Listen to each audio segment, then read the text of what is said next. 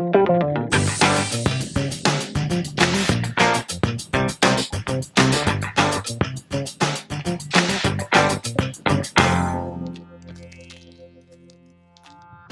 tá bom, pessoal, vamos lá. Falar sobre o Setembro Amarelo, né? É uma grande responsabilidade. Então, o nosso objetivo é prevenir e conscientizar sobre o assunto, que é muito delicado. Então, as pessoas às vezes ficam bravas, né? Eu vejo que nesse mês as pessoas ficam até um pouco revoltadas. Ah, mas só em setembro que vocês falam sobre o emocional, só em setembro que vocês falam em ajudar um amigo com depressão. E, na verdade, sim, eu entendo que é um assunto que tem que falar durante todo o ano, mas que bom que existe um mês, que bom que existe uma data para a gente reforçar o assunto, né? Assim como existe o Dia das Mães, o Dia dos Pais e tantas outras datas aí para nos lembrar, para nos conscientizar. Então, tá aí, deixa eu me apresentar para vocês. Eu sou a Daniele Borges, hoje eu atuo como psicoterapeuta individual e familiar. Sou graduada em gestão de pessoas, pós-graduada em psicologia organizacional. Estou finalizando agora a minha segunda pós em neuropsicologia. Sou hipnoterapeuta clínica, especialista em programação neurolinguística. Sou certificada em neurofisiologia, neuroanatomia. Atuo também com a constelação familiar sistêmica e a grafologia avançada. Para quem não conhece a grafologia, é uma técnica usada muito por perito criminal, é usado em RH, em processo seletivo, para avaliar o perfil do indivíduo através da escrita. Tá aí mais uma ferramenta também que eu utilizo aqui. Atuo também como palestrante, ministrante de treinamentos, empresas, escolas, igrejas. Sou fundadora aqui da Caminhos da Terapia. Inclusive, tem aí o endereço das nossas redes sociais. Vou pedir que vocês sigam-nos para conhecer também um pouquinho sobre o meu trabalho. Sou colunista na Rádio Negócios, é uma rádio online. E lá a gente tem uma grade bem legal para falar sobre esses assuntos emocionais durante todo o ano, tá bom? E sou voluntária no CVV. Muito bem. Bom, gente, antes da gente falar sobre suicídio, a gente tem que falar o que vem por detrás do suicídio, né? Porque o suicídio, ele é o último estágio, podemos dizer assim, nessa questão emocional. Então, por trás do suicídio, do pensamento suicida, existem questões emocionais que não foram trabalhadas. E o último nível antes do pensamento suicida é o estado de depressão. E nós precisamos falar sobre a depressão para poder abordar o suicídio. Então, vamos lá. Segundo a OMS, a Organização Mundial da Saúde, a depressão é a doença mais incapacitante do mundo, ou seja, realmente a depressão é um estado que paralisa, que ela deixa o indivíduo em um estado onde ele não tem energia, onde ele não tem forças para executar questões do dia a dia, às vezes como tomar um banho, como sair para trabalhar, como arrumar a casa, estudar. Tá? Então, é uma doença incapacitante. Estima-se que 15% das pessoas deprimidas, né, praticam o suicídio. O estudo indica ainda que o aumento dos casos da depressão durante a pandemia se elevaram. E vocês possivelmente viram ou até mesmo tiveram alguma questão nesse caso durante a pandemia. O suicídio é a causa de 11 mil mortes por ano. Segundo a OMS, a pandemia do novo coronavírus nos lembra que a saúde emocional é tão importante quanto a saúde física.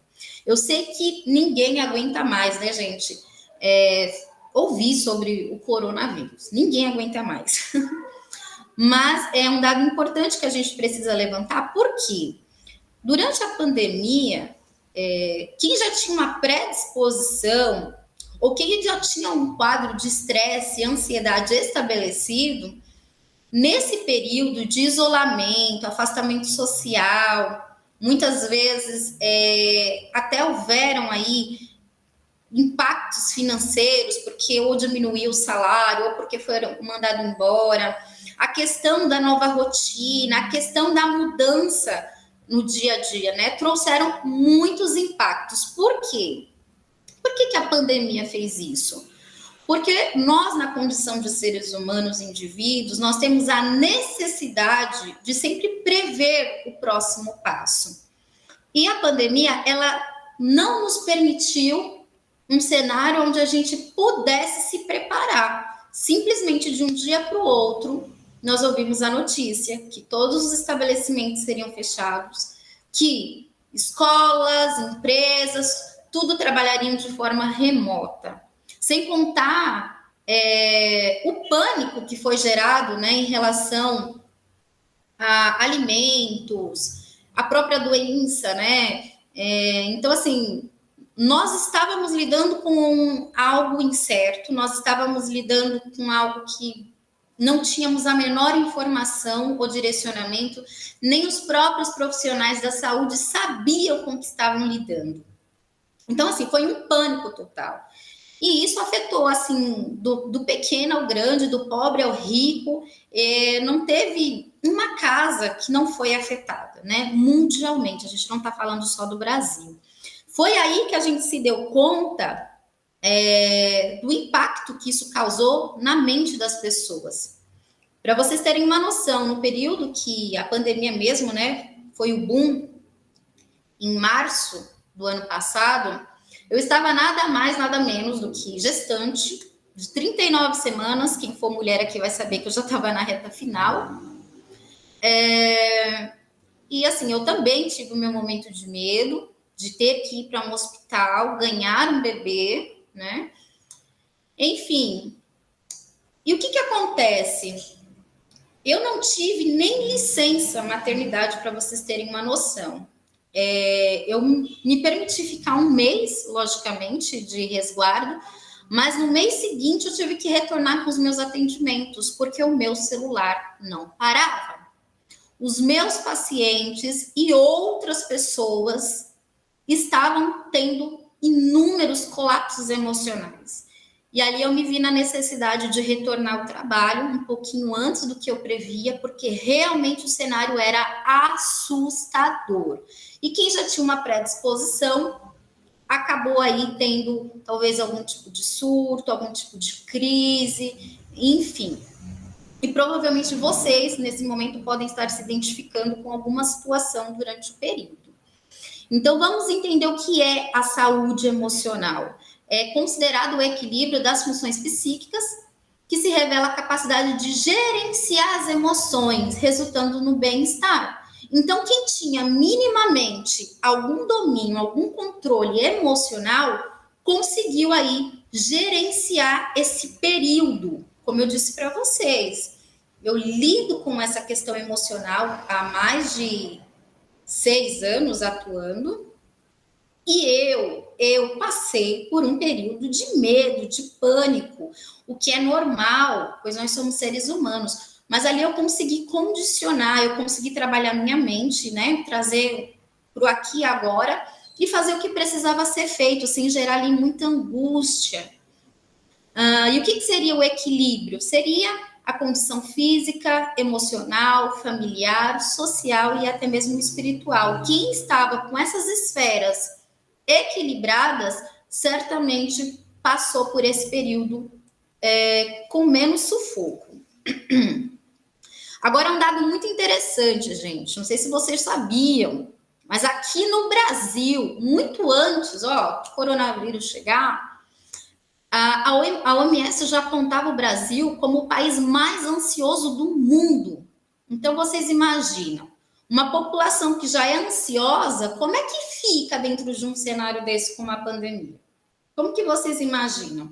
Logicamente que ia dar ruim, né? Como dizem, tinha tudo para dar ruim. Então, nós vimos aí que, diferente de alguns países, a população teve comportamentos assim totalmente descontrolados, né? O pessoal enchendo os carrinhos de papel higiênico, que até hoje eu não entendi o porquê do papel higiênico. As pessoas desesperadas pensando só em si, pegando tudo que pudesse na questão de álcool em gel, enfim, insumos para casa. O povo realmente entrou em desespero, porque nós já somos uma população ansiosa. Então, diante de um cenário de colapso, o povo aí teve um surto generalizado. O número de pessoas que desenvolveram distúrbios psíquicos durante a pandemia foi maior, né? Tende a ser maior do que propriamente as pessoas afetadas pelo vírus. Então, eu não sei na casa de vocês, no lar de vocês, se vocês tiveram algum parente que foi afetado por esse vírus, se chegou a levar a óbito. Aqui na minha casa, infelizmente, nós tivemos alguns casos. Tive a perda de um tio. O meu marido, ele ficou internado. Foi um processo muito delicado. Então, assim, tudo isso mexe com o nosso emocional, porque mesmo que não tenha ocorrido dentro da tua casa, né, eu acredito que você viu à sua volta isso acontecendo. Então, com parentes, amigos, e às vezes eu tinha a sensação que parece que a coisa estava se aproximando, porque aconteceu com meu vizinho, aí aconteceu com um colega de trabalho. Quando eu vi, eu falei, pronto, já está instalado dentro da minha casa. E isso gera aquela sensação de você precisa estar em estado de alerta constantemente, essa é a questão, né? E isso também pode gerar impactos a médio e a longo prazo, que aí a gente já está falando do estresse pós-traumático, que é quando talvez ali na situação você segura o evento, mas isso lá na frente tem uma consequência muito grande. Então, a OMS comprovou que o número de pessoas que nesse período desenvolveu questões emocionais foi maior do que as pessoas afetadas pelo próprio vírus, para vocês terem uma noção do quanto isso é sério. Agora, vamos entender o que é a depressão, porque ainda existem muitos tabus em relação a isso. Primeiro, o que a gente precisa entender? Depressão é uma doença. Ponto. Depressão é uma doença como câncer, como diabetes, como pedra nos rins, é uma doença. Qual é a diferença da depressão, por exemplo, para uma outra doença como essa? Que às vezes a depressão ela não pode ser vista a olho nu, né? Então as pessoas elas tendem a minimizar ou descaracterizar a importância da depressão. Então confundem depressão com tristeza, porque a pessoa ela fica sem ânimo, ela realmente perde o prazer pela vida. Mas a grande verdade é que a depressão, como eu disse, ela é incapacitante, ela realmente ela causa uma descompensação química, né? Uma descompensação hormonal e fisiológica que a pessoa ela não tem mesmo nenhum tipo de energia para poder executar pequenas coisas do dia a dia, porque atinge a corrente sanguínea, atinge os neurônios, atinge as células, é uma doença realmente muito séria. Então vamos entender que a depressão ou transtorno depressivo maior é uma doença. Eu quero que vocês saiam daqui sabendo disso. E ela é caracterizada como um transtorno mental que interfere tanto no estado de humor da pessoa, né, como reflete em sintomas físicos e psicológicos. Então, gente, uma pessoa com depressão, por exemplo, ela chega assim a sentir dores pelo corpo, porque é uma doença que ela simula algumas doenças. Então, a pessoa ela sente, às vezes, queimações horríveis no estômago, sente, às vezes, como se a garganta tivesse fechada, então não consegue comer, não sente fome. Altera o sono, altera o humor, a pessoa ela fica completamente alterada. Então, depressão é diferente de tristeza, até porque a depressão ela é um estado constante e a tristeza ela vai e volta. Então, por exemplo, eu posso hoje estar triste porque, sei lá, bati meu carro. Eu posso hoje estar triste porque eu tive uma discussão com um familiar. E a tristeza, ela é algo que vai, que vem e ela vai. A depressão não, ela é algo constante. Então, vamos entender que a tristeza, como está circulada aí, ela é apenas um dos sintomas que a pessoa com depressão ela vai apresentar. Então, a pessoa com depressão, ela pode apresentar todos esses 40 ou não todos, mas a pessoa ela pode apresentar esses sintomas, que é o quê? dificuldade de concentração, falta de memória, pensamento de morte e suicídio, perda de interesse em atividades antes prazerosas, inquietação, irritabilidade, isolamento, culpa, tristeza, vazio, pessimismo, ansiedade, desesperança, insônia ou excesso de sono, falta de energia, uma fadiga, alteração de apetite e perda de peso. Então, entenda, tristeza é um dos sintomas que a pessoa apresenta na depressão. Isso aí é uma falta de uma ressonância, né? Para a gente ver, de fato, o que acontece com o ser humano no período depressivo. Gente, vocês me perdoem se minha voz estiver falhando, porque essa semana, como teve muita alteração no tempo, né? Frio, calor, chuva, eu tô com a minha garganta arranhando aqui. Não sei se vocês estão percebendo que às vezes ela dá uma leve alterada aí no tom, tá bom, gente? Me desculpa, vamos lá. Então, aqui, desse lado, nós temos a ressonância de um cérebro deprimido. Vocês conseguem perceber que é um cérebro, ele contém aí uma imagem, quero explicar para vocês de uma forma que não fique muito técnica. É como se tivesse congelado. Vocês têm essa sensação? De que é como se tivesse ali frio.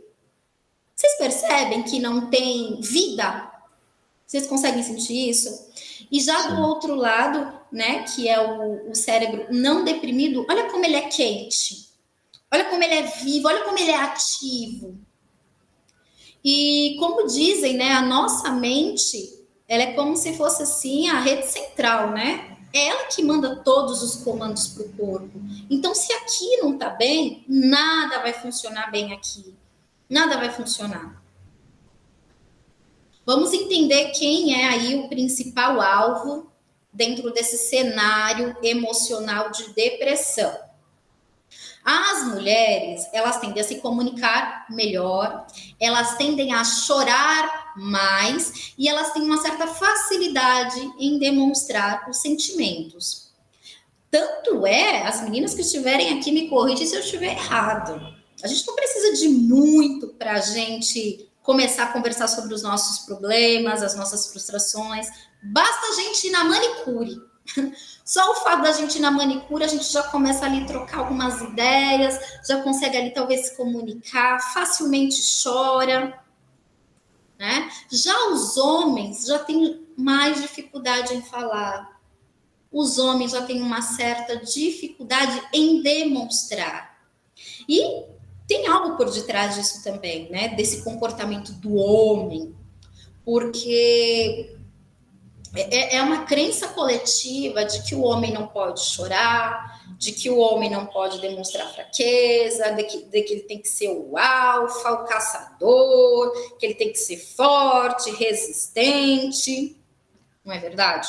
Quantas vezes vocês já presenciaram, por exemplo, uma cena de um menino cair e o pai ou algum adulto próximo falar: levanta daí. Homem não chora. Ou seja, homem não pode sentir dor. Não. Homem não pode sentir dor. Já por outro lado, as meninas, elas têm, vamos dizer assim, essa liberdade. Então, uma menina cai, ela rala o joelho, a mesma cena, a mesma situação. O que acontece? Deixa eu dar um beijinho para passar. Tá doendo, meu amor? Vamos passar um remedinho. O que aconteceu? Fala para mim o que aconteceu. Então, ela tem ali a liberdade de falar o que aconteceu, de se comunicar. Então, hoje, o maior alvo de índice em suicídio é no campo masculino. Apesar da depressão ela se manifestar em um número muito maior no campo feminino, é no campo masculino em que acontecem os maiores cenários de suicídio. As causas, vamos entender o que está por trás da depressão e o que, consequentemente, pode levar a um pensamento suicida. Por que é importante a gente saber as causas? Porque você pode identificar isso, de repente, na tua casa. Você pode identificar isso, talvez, aí na casa de um colega, e você pode, sei lá, dar um toque, né? Ou até mesmo levar isso para a tua vida. Modelos familiares. Então, o lar onde a gente cresce, ele é responsável pela a nossa construção. Então, tudo, absolutamente tudo que nós vemos de 0 a 12 anos é como se fosse ali a base do adulto que nós vamos nos tornar. Então, dependendo dos modelos familiares, ou seja, do que a criança recebe nesse primeiro período, isso pode interferir muito na vida adulta. Isso pode lá na frente refletir de alguma maneira. Então, uma criança que presencia agressões, uma criança que sofre muitas mudanças de casa, uma hora está sendo criada pelos pais, outra hora está na casa da avó, outra hora está na casa da tia, tá? Os modelos familiares, eles têm aí uma grande importância na construção do cognitivo da criança, que consequentemente vai virar um adulto. E a depressão, ela não afeta só o adulto, ela afeta também crianças, adolescentes e agora até idosos, né? Idosos também estão sendo acometidos pela depressão. A síndrome do pequeno imperador, o que seria isso? Hoje nós estamos vivendo em dias onde nós estamos vendo filhos dominando os lares, né? Então, se o filho fala, eu quero comer só hambúrguer, ele vai comer só hambúrguer, e aí do pai se mudar isso. Eu vou ficar só no videogame, ele vai ficar só no videogame, e aí de alguém que tentar tirar. Então, a síndrome do pequeno imperador, ela traz aí consigo um grande problema, porque essa criança um dia, obviamente, vai ser um adolescente, um adulto, e ele provavelmente não aprendeu a lidar com o quê? Com regras, com perdas e com frustrações. Como que vocês acham que esse adulto vai se comportar na sociedade? Ele vai se dar muito mal. Muito mal. Então, assim, vai ser dor atrás de dor. Isso vai desencadear muitas questões cognitivas. Então, nós, nas condições de pais, temos que tomar muito cuidado para a gente não alejar cognitivamente o nosso filho. Então, tá tudo bem a gente jogar ali, de repente, um dominó e a criança perder. Tá tudo bem ali a criança, enfim, sofreu uma frustração porque você não pôde comprar determinado brinquedo, comprar determinada coisa no shopping, não poder fazer aquele passeio legal. A criança, ela tem que aprender a lidar com a frustração, com a perda, né? Porque isso vai construir e fortalecer estratégias na vida adulta. Então, se eu impeço que isso aconteça, eu acabo prejudicando. Tem uma história que eu gosto muito de contar, que eu sou péssima em cuidar de plantas, embora eu sou apaixonada, eu sou péssima, eu tenho assim, eu sou uma tragédia. E uma vez eu ganhei uma plantinha de uma paciente, e ela falou que a planta não precisava de muita água. Só falou assim para mim, ó, Dani, essa planta aí ela é resistente, não precisa de muita água. Eu falei, ok. Trouxe a plantinha aqui para o consultório e tal. Em dias muito quentes, eu olhava para a planta, eu falava, essa planta tá com sede. Tome-lhe água. No dia seguinte eu falava, não, mas tá muito calor, pera que eu vou dar mais um pouquinho de água. E assim foi, eu fui dando água ali para minha plantinha. A minha intenção era boa. A minha intenção era boa. Mas o que vocês acham que aconteceu com a minha planta? Morreu. Lógico que ela morreu. Sabe por quê? Porque o excesso também faz mal. E às vezes o excesso na criação de um filho pode trazer grandes transtornos lá na frente. Muito bem. Pais difíceis, aí já é o contraposto disso, né? Porque a gente está falando na situação anterior de pais que são extremamente, como eu posso dizer, abertos, né, permissíveis, e agora a gente já está falando de um outro nível de pai, só que também muito ruim, que é pais difíceis. Então, são aqueles pais que exigem muito dos seus filhos. Quando o filho tira uma nota 8, fala, por que você não tirou um 10? Quando tira um 10, fala, você não fez mais que a sua obrigação. E isso serve para vocês que são pais, ou tem crianças aí na convivência de vocês, ou até para vocês mesmos, que de repente receberam aí uma criação um pouco mais rígida, um pouco mais agressiva, tá? Porque essa criança, quando virar uma adulta, ela vai se sentir insuficiente, ela vai achar que ela não é boa para nada, e não é só no ambiente de trabalho, é nos relacionamentos, nas amizades, ela vai buscar sempre aprovação, ela sempre vai querer que as pessoas a aceitem, entende? Então, pais difíceis também pode criar aí uma questão cognitiva que lá na frente pode resultar em problemas graves na vida do adulto.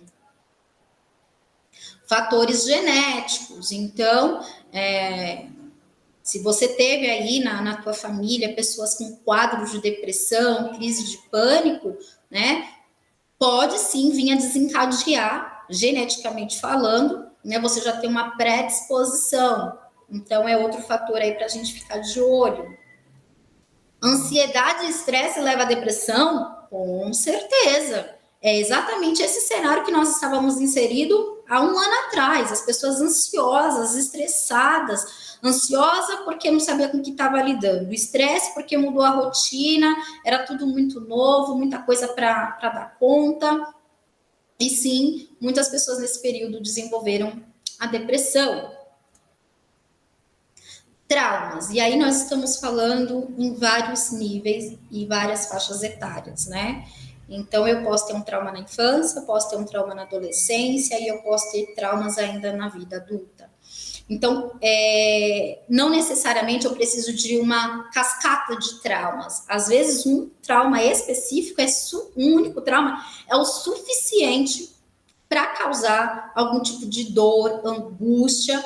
E quando isso não é resolvido, quando isso não é tratado, isso vira uma bola de neve, tá? A ponto da pessoa vir desenvolver aí a depressão. Então, eu já vi casos de pessoas que foram assaltadas uma única vez e desenvolveu um trauma tão agressivo que foi ali se acumulando com outras pequenas situações e outros pequenos eventos, e a pessoa teve aí um surto psicológico.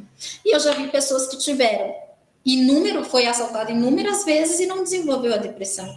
Então, a gente precisa entender que o trauma, ele é uma coisa muito individual. Às vezes, o que é trauma para mim não é trauma para vocês, e o que é trauma para vocês, às vezes não é trauma para mim. Só que ainda assim eu tenho que respeitar quando o outro falar, pô, aquilo foi muito difícil para mim, porque para ele, no universo dele, na ótica dele, realmente foi difícil. Questões hormonais, né, que aí a gente está falando das transições de faixas etárias, então de criança para adolescência, a gente tem aí uma questão de transição hormonal, da adolescência para a vida adulta outra, da vida adulta para a terceira idade outra, né. Claro que as mulheres, novamente, elas estão sujeitas a terem mais alterações hormonais. Primeiro, por quê? Porque mulheres passam por períodos menstruais. Segundo, porque elas engravidam e quando engravidam sobe o hormônio. Quando o bebê nasce, o hormônio cai. As mulheres passam pelo período de menopausa, de novo, uma alteração gritante no corpo. Então, hoje, para vocês terem noção, o meu público que eu atendo, sem sombra de dúvidas, 99% são mulheres. E eu atendo do juvenil até o adulto.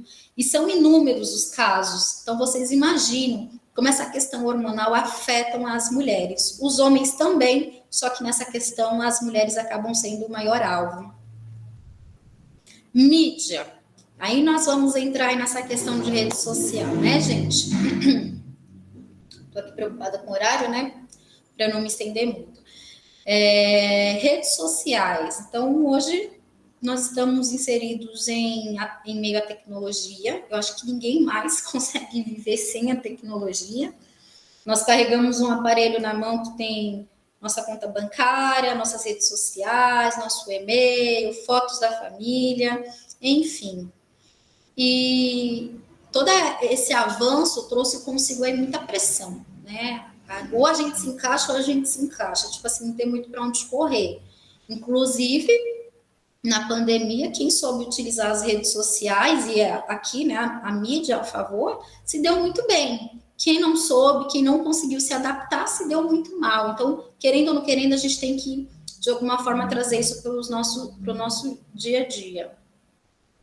E as redes sociais, apesar de terem uma função muito legal, que é interagir, conhecer gente nova, isso não é novidade para ninguém, existe muita fake news, existe aí um modelo de perfeição inalcançável, que gera, sim, gente, muita ansiedade, muita frustração, porque se eu abro meu celular e eu vejo lá uma mulher super bonitona, né, com um carrão de luxo, indo nos melhores restaurantes, eu vou falar, tem alguma coisa de errada comigo, né?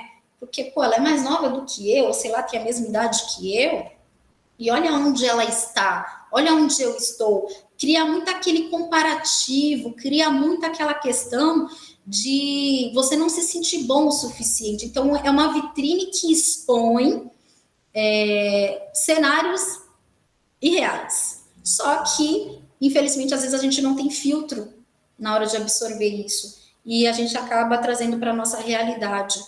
Né? Fora que as pressões culturais, o que seria eu preciso me encaixar em determinado grupo, eu preciso pertencer, então eu crio uma necessidade de ser aceito. Então, pô, se eu postar uma foto, sei lá, um pouco.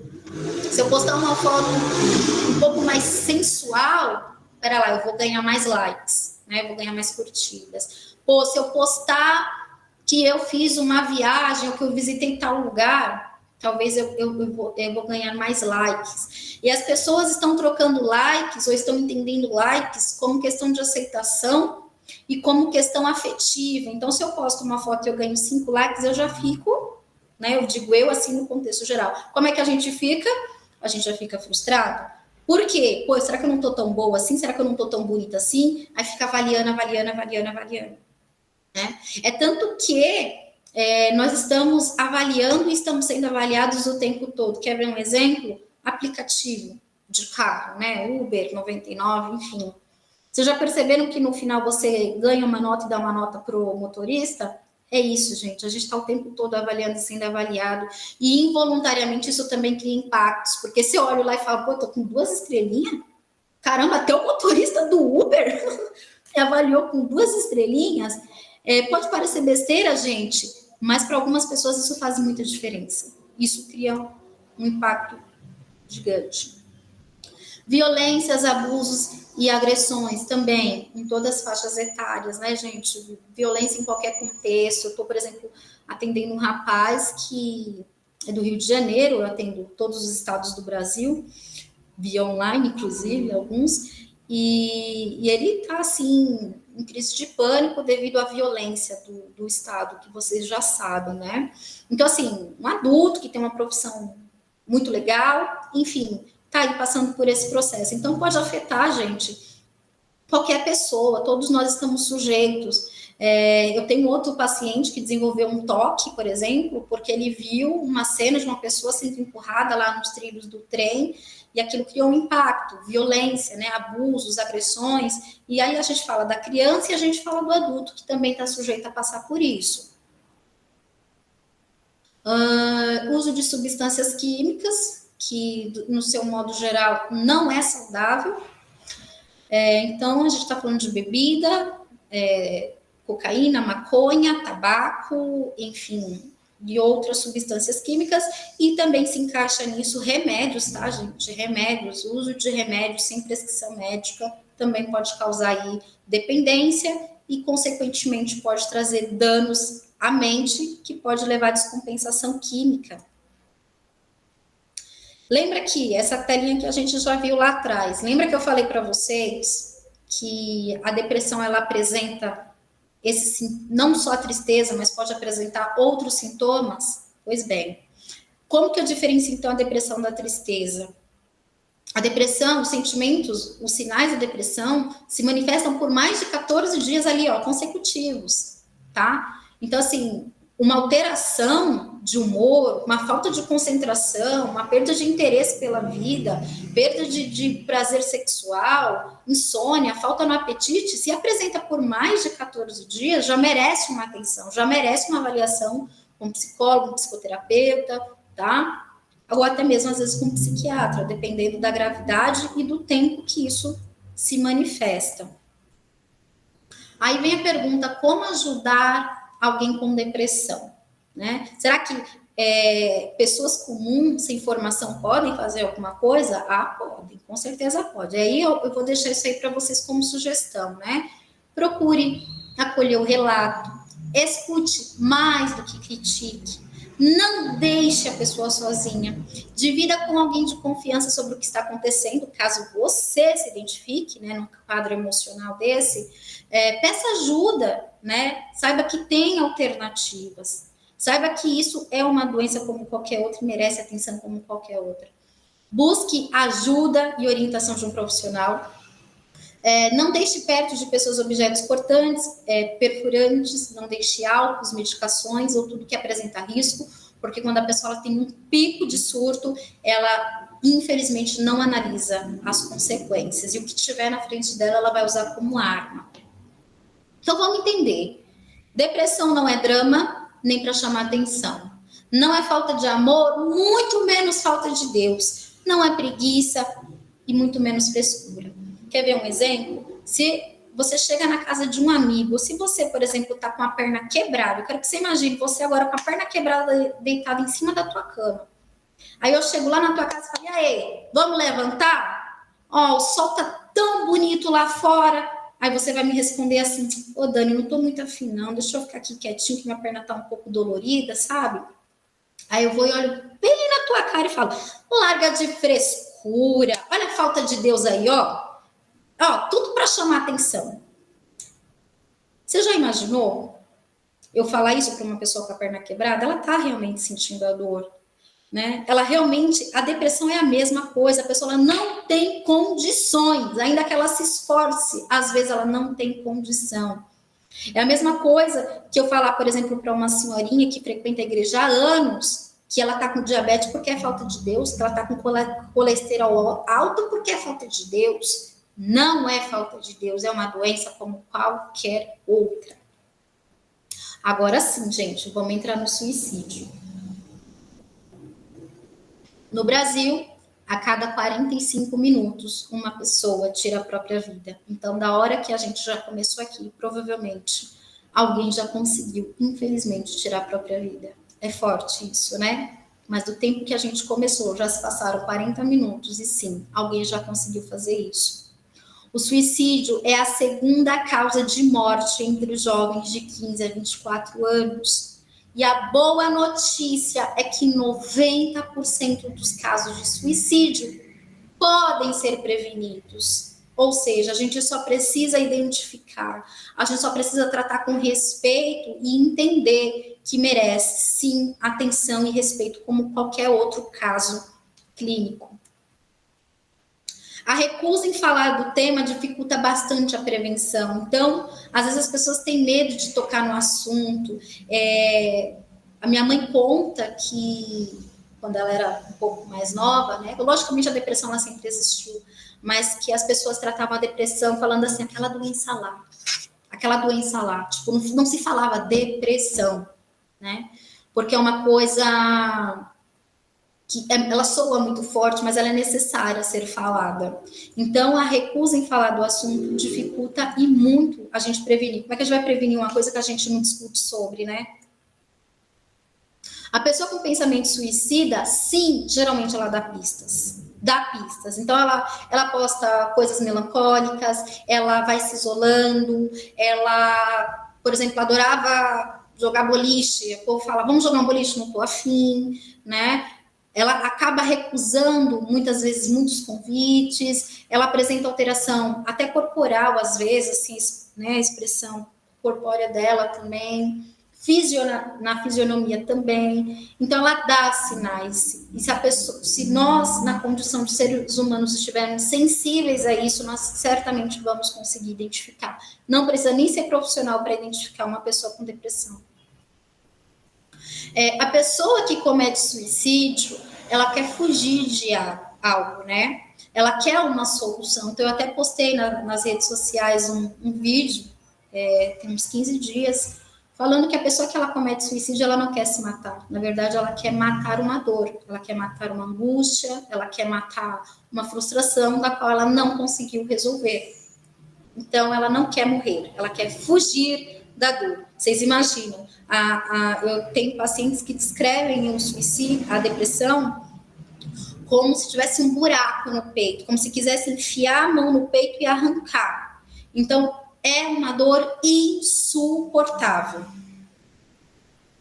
Aí eu pergunto para vocês, qualquer pessoa pode ajudar uma pessoa com pensamento suicida? O que vocês acham? Eu Qualquer acho, pessoa? eu acho que sim. Quem acha que sim, fala que sim. Quem acha que não, pode falar que não. Só para eu ter uma noção. Eu acho também que sim. Eu acho que sim. Acho que não. Eu acho que não também. Então tá bom. Deixa eu contar uma história aqui para vocês. Gosto muito dessa história. O movimento do CVV começou a partir de um padre. Ele começou um projeto social na igreja, ele também era psicanalista. E ele começou a identificar que os membros da comunidade, da igreja, da paróquia, estavam apresentando questões emocionais. E ele resolveu ali ceder o tempo dele para começar a fazer o projeto social. Então ele tirava ali algumas horas do dia dele para atender as pessoas. Porém, isso foi aumentando, né? Foi um comunicando para outro, foi ali meio que se espalhando, né?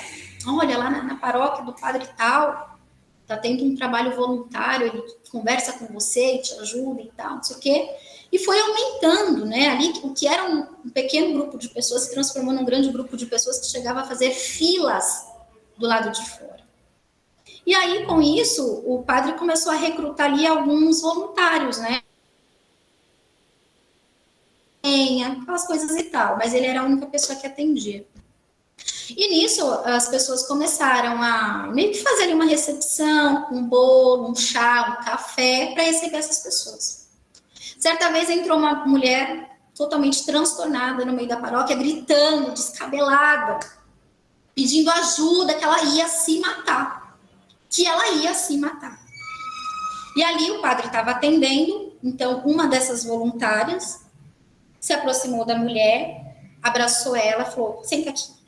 Acalmou ela, deu um copo de água para ela, falou assim para aceitar um chá, pegou um chá, deu um pedaço de bolo para ela, e elas foram ali conversando. Nisso, o padre atendendo aquela fila que já estava esperando ali. Pois bem, o padre atendeu todo mundo. Quando chegou na vez daquela moça, ela levantou com um sorrisão no rosto e falou, padre, tô bem melhor. Nossa, muito simpática a sua ajudante aqui, viu? Nossa, eu já me sinto muito melhor, padre. Tudo que aquela mulher precisava era ser ouvida. Tudo o que aquela mulher precisava era alguém que, com muito carinho, não a julgasse, só a ouvisse. Tem sessão aqui, por exemplo, que para vocês terem noção, a gente estuda muito, né? Eu estudo desde 2010, que foi quando eu saí do ensino médio, em 2008. E às vezes tem sessão que eu nem falo, de verdade, eu não consigo encontrar brecha para falar, porque a pessoa chora, fala, e quando acaba a sessão ela levanta e fala, nossa, eu tô tão bem, nossa, obrigada pela sessão de hoje, Dani. Então, às vezes, a pessoa ela só quer falar, e logicamente que sem julgamento. Então, sim, qualquer pessoa, mesmo não sendo profissional, pode ajudar uma pessoa, sim. Nunca se esqueçam dessa história. Então, tão importante como combater é trabalhar as causas. Então, nós falamos aí de alguns pontos que nós podemos e devemos evitar. Bom, se você já pensou em suicídio ou conhece alguém que tenha sinais ou comportamentos, então aqui eu vou deixar algumas dicas. Procure um profissional da área da saúde emocional, ok? Fale com profissionais do CVV, como eu disse, através do número 188, por chat, Skype, e-mail ou presencialmente. Faculdades, universidades apresentam atendimentos gratuitos para formandos aí no penúltimo ou último semestre, tá bom? E existe um projeto que eu encontrei nas redes sociais que eu fiquei apaixonada, que são os Cartas Amarelas Oficial, pode procurar lá no Instagram. Você entra lá e você deixa cartas para as pessoas. Então, você, por exemplo, pode escrever uma carta ajudando, motivando a pessoa a procurar ajuda, ou até mesmo com palavras de força, de levantamento mesmo. e, logicamente, são anônimas, a pessoa não vai te identificar e você também não sabe quem vai ler, mas eu achei isso muito lindo, então você pode, de repente, quem gosta de escrever, quem é bom com as palavras, com a escrita, pode também fazer isso daí. Estou aqui para dizer também que nós estamos juntos, né? Eu sou apaixonada pela área emocional, então, se alguém precisar, pode contar comigo. Vou deixar aqui novamente as minhas redes sociais, o meu telefone, meu WhatsApp direto, vocês vão ter acesso ao meu WhatsApp direto. Quem precisar pode me chamar para tirar qualquer dúvida também depois. Bom, então, se precisar, peça ajuda. Quero aqui de novo agradecer ao convite. Se eu falei muito rápido, vocês me desculpem, eu estava preocupada com o horário. Tá aqui de novo as minhas redes sociais. Vou fazer agora o papel da blogueira. Me sigam, gente. Me deixem um like, me ajude a crescer aí, tá bom? E para vocês também conhecerem um pouquinho do meu trabalho, é @caminhosdaterapiadb, DB de Daniele Borges. Estamos no Facebook, no Instagram, e o nosso site está passando por uma reforma aí, por isso que eu não coloquei. Muito obrigada.